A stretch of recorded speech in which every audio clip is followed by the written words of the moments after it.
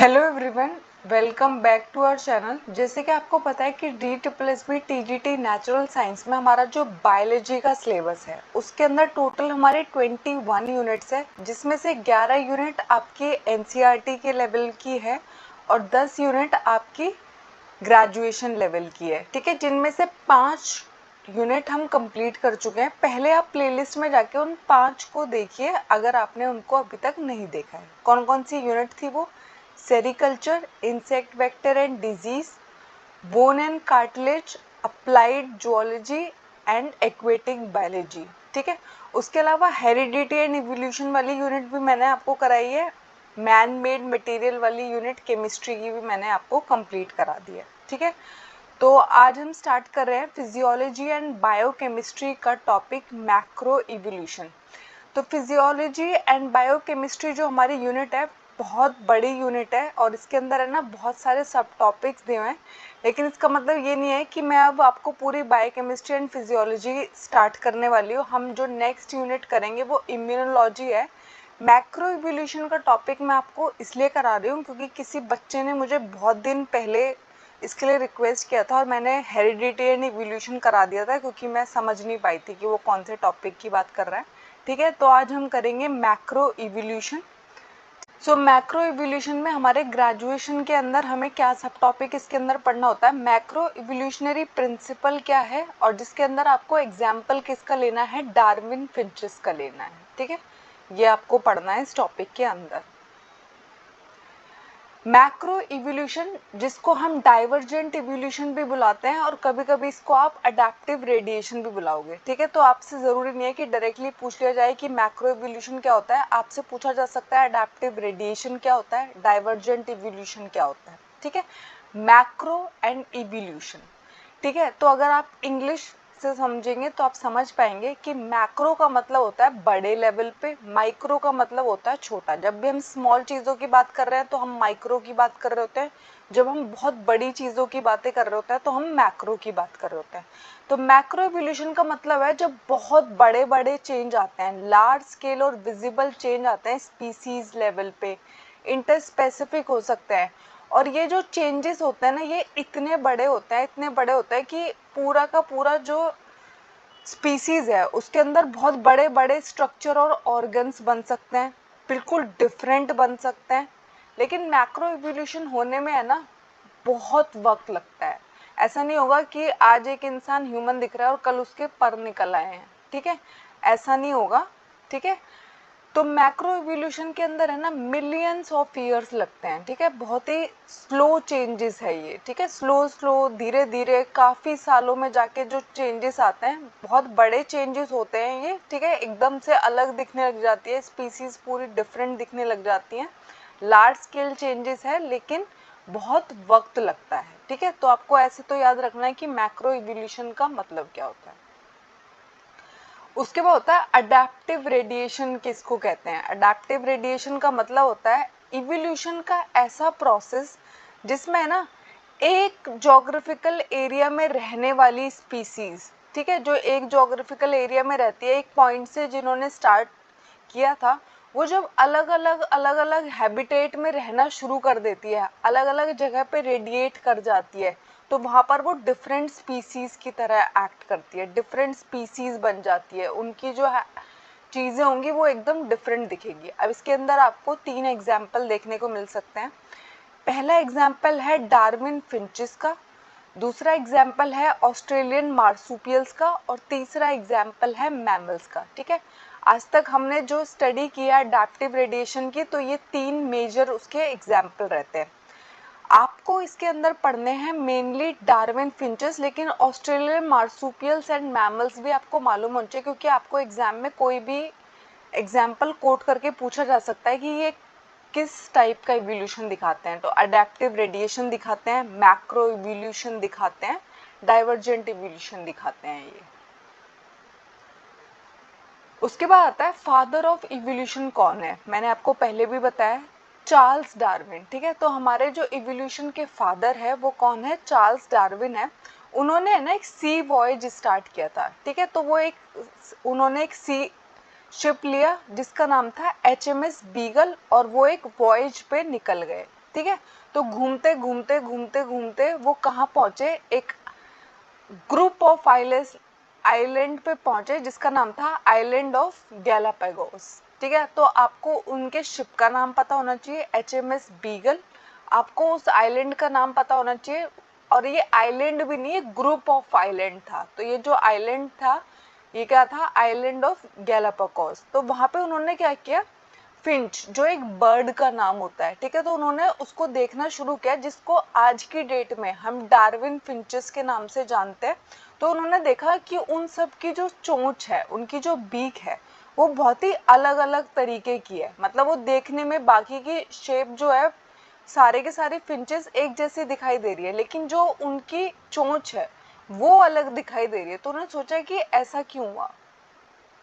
तो जब उन्होंने बहुत सारी ऑब्जर्वेशन की तो उन्होंने देखा कि ये है ना, कभी एक एंसेस्टर बर्ड से मिलके बनी है। ठीक है, जो क्या क्या करती थी, उनकी जो एंसेस्टर बर्ड हुआ करती थी, यानी कि उसके जो पूर्वज वाली बर्ड थी, वो सीड खाया करती थी। ठीक है, लेकिन धीरे धीरे खाने की कमी होने की वजह से इन सब की जो बीक है, इनकी जो चोंच है, अलग अलग फूड हैबिट की वजह से अब क्या है, एकदम डिफरेंट दिखती है। इन सब की जो चोंच है वो एकदम अलग दिखती है, क्योंकि इन्होंने खाने में अब अलग अलग चीजें खानी शुरू कर दी है। ठीक है,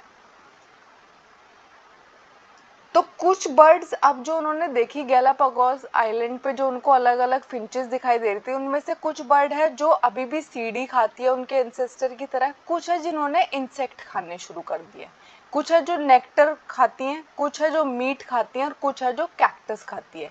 तो इनके जो फूड हैबिट्स डिफरेंट डिफरेंट है। ठीक है, यानी कि कुछ वेजिटेरियन है, कुछ नॉन वेजिटेरियन है। उसकी वजह से इनकी जो शेप है वो भी डिफरेंट डिफरेंट है। आपने देखा है जो एनिमल्स है ना, शिकार करते हैं, उनके जो दांत होते हैं, उनके जो केनाइन टीथ होते हैं, वो बहुत पैने होते हैं, क्योंकि उनको चीजें चीरनी है, फाड़नी है। ठीक है, लेकिन जो इंसान आराम से घास फूस खा रहा होता है, हार्बीवोर होता है, उसको ऐसे टीथ की कोई जरूरत नहीं पड़ती, उसके चूइंग टीथ ज्यादा इम्पॉर्टेंट होता है। तो इसी तरीके से होता है हमारे अंदर, ये देखा जाता है कि इवोल्यूशन का जो प्रोसेस होता है ना, वो भी इसी बेसिस पर डिपेंड करता है। ठीक है, तो डिफरेंट डिफरेंट तरीके का खाना खाने की वजह से उनकी जो बीक्स है वो भी हजारों सालों में कैसी हो गई, डिफरेंट डिफरेंट शेप में मॉडिफाइड हो गई। ठीक है, तो इसमें है ना बहुत लंबा टाइम लगता है, और उनका मानना है कि इस वाले इवोल्यूशन का बेसिस कौन है, नेचुरल सिलेक्शन। तो थ्योरी ऑफ नेचुरल सिलेक्शन में भी बहुत बड़ा रोल है चार्ल्स डार्विन का। वो ऐसा कहते थे कि नेचर सिलेक्ट करता है, यानी कि देखो, अगर बीटल्स है, दो टाइप की बीटल्स है, एक रेड कलर की है और एक ग्रीन कलर की है, तो ग्रीन पत्तों पे ग्रीन छुप पा रही है, रेड को आराम से प्रेडेटर खा जाते हैं। तो ये किसने सिलेक्ट किया, नेचर ने हेल्प किया है ना, ग्रीन कलर को छुपने में, ग्रीन कलर की बीटल को छुपने में मदद मिल रही है, नेचर की वजह से मदद मिल रही है ना, तो उसका नेचुरल सिलेक्शन हो गया है। ठीक है, तो जिसके अंदर है ना सर्वाइवल ऑफ द फिटेस्ट वाली जो थ्योरी होती है, वो क्या होती है कि जैसे कि सोचिए किसी के 5 बच्चे हैं, किसी भी जानवर के 5 बच्चे हैं, उनमें से जो सबसे ज्यादा रेजिस्ट कर पाएगा, एक्सट्रीम वेदर्स में रह पाएगा, ठीक है, उसके बाद भी सर्वाइवल उसके अंदर रहेगा, वो तो सिलेक्ट हो जाता है, वो तो बच जाता है। बाकी के जो वीक होते हैं वो क्या होते हैं, वो मर जाते हैं। ठीक है, तो इसको हम क्या बोलते हैं, नेचुरल सिलेक्शन बोलते हैं। तो इवोल्यूशन का सबसे मेजर बेसिस उनके अकॉर्डिंग क्या था, नेचुरल सिलेक्शन था। ठीक है, तो उन्होंने क्या किया, उस आइलैंड पे उन्होंने है ना 14 डिफरेंट स्पीसीज देखी, जिनको डार्विन फिंचेस हम बोलते हैं, और 6 अलग अलग जेनर में उनको डिवाइड किया, जो एक कॉमन एंसेस्टर से इवॉल्व हुई है। तो अडेप्टिव रेडिएशन क्या होता है, एक ऐसा प्रोसेस होता है जिसमें एक सिंगल एंसेस्टर जो है वो इवॉल्व हो जाता है मल्टीपल डिसेंडेंट में, यानी कि आपके जो दादाजी थे, क्या उनका एक ही बच्चा है। ठीक है, हो सकता है आपके केस में हो, लेकिन यहाँ पे बताने का मतलब है कि जो उनकी फैमिली होती है, मैक्सिमम टाइम पे हमारे जो पूर्वज थे उनकी जो फैमिली है, उनके मल्टीपल डिसेंडेंट हो जाते हैं। ठीक है, और वो अलग अलग जगह पे रहने लग जाते हैं। तो डिफरेंट जो निश होता है, निश का मतलब होता है, सोचिए आप किसी गांव में पैदा हुए थे, ठीक है, तो वही आपका निश था, वही आपका घर था। लेकिन आपके कुछ चाचा है जो विदेश चले गए, कुछ है जो बड़े शहरों में जाके चले गए, तो डिफरेंट डिफरेंट जहाँ पे वो रहने लग गए, उसके अकॉर्डिंग अगर वो अडेप्ट कर गए हैं, डिफरेंट निश के अकॉर्डिंग वो अगर अडेप्ट कर गए, तो इसको आप क्या बोलोगे, अडेप्टिव रेडिएशन। क्योंकि उन सब का अगर आप कॉमन एंसेस्टर ट्रेस करोगे तो वो तो आपका जो पुश्तैनी घर होगा वही है ना। लेकिन जो अब आप सब लोग अलग अलग जगह जाके रहने लगे हैं, इवॉल्व कर गए हैं, वहाँ के नेचर के अकॉर्डिंग अडेप्ट कर गए हैं, तो इसको हम क्या बुलाते हैं, अडेप्टिव रेडिएशन बुलाते हैं। ठीक है, अडेप्टिव रेडिएशन का मतलब है एक तो रेडिएट कर रहे हो, यानी कि बहुत सारी रेज बाहर निकल के आ रही है, बहुत सारे लोग बाहर निकल के आ रहे हैं। अडेप्टिव का मतलब है जिस तरीके की कंडीशंस में आप रहने लग गए हो, वहाँ के नेचर के अकॉर्डिंग आपने अडेप्ट कर लिया है।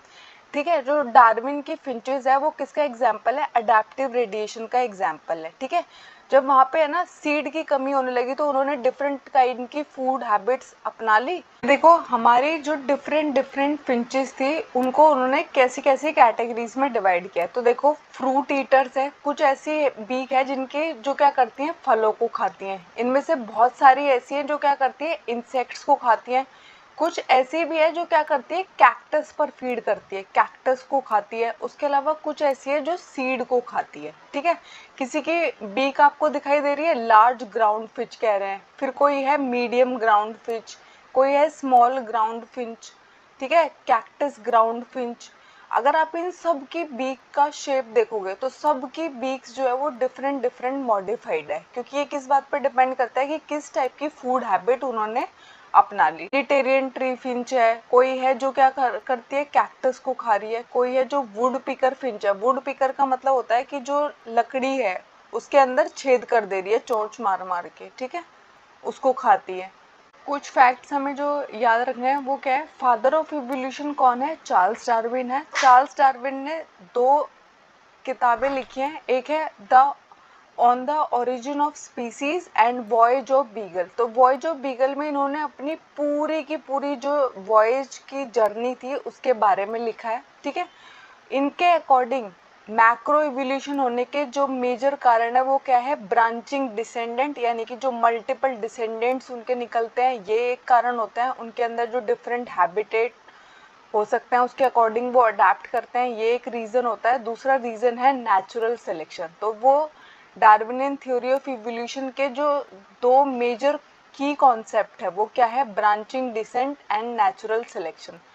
अगर आप बर्ड्स की स्टडी करते हो तो इसको आप क्या बोलते हो, ऑर्थिनोलॉजी बोलते हो। बर्ड्स की स्टडी क्या कहलाती है, ऑर्थिनोलॉजी कहलाती है। तो देखो आपको साइंस के अकॉर्डिंग भी पता होना चाहिए कि ऑर्थिनोलॉजी कहलाती है। उसके अलावा इंग्लिश में ना 1 वर्ड सब्स्टिट्यूशन में आपसे पूछ लिया जाता है कि ऑर्थिनोलॉजी क्या है, तो स्टडी ऑफ बर्ड्स क्या कहलाता है, ऑर्थिनोलॉजी कहलाती है। तो आपको मैक्रो इवोल्यूशन का मतलब होना चाहिए जब बहुत बड़े लेवल पे चेंज आते हैं, स्पीसीज एकदम डिफरेंट हो जाती है, और इसको है ना मिलियन ऑफ ईयर्स लगते हैं। ठीक है, ऐसे नहीं है कि बहुत थोड़े से टाइम में इन फिंचेस की जो बीक है वो बदल गई होगी, बहुत लंबा समय लगता है। थैंक यू, आई होप आपको इसमें कोई डाउट नहीं है। अगर कोई डाउट है मुझे कमेंट्स में ज़रूर बताइएगा। हमारे चैनल को शेयर कीजिएगा, सब्सक्राइब कीजिएगा, लाइक कीजिएगा।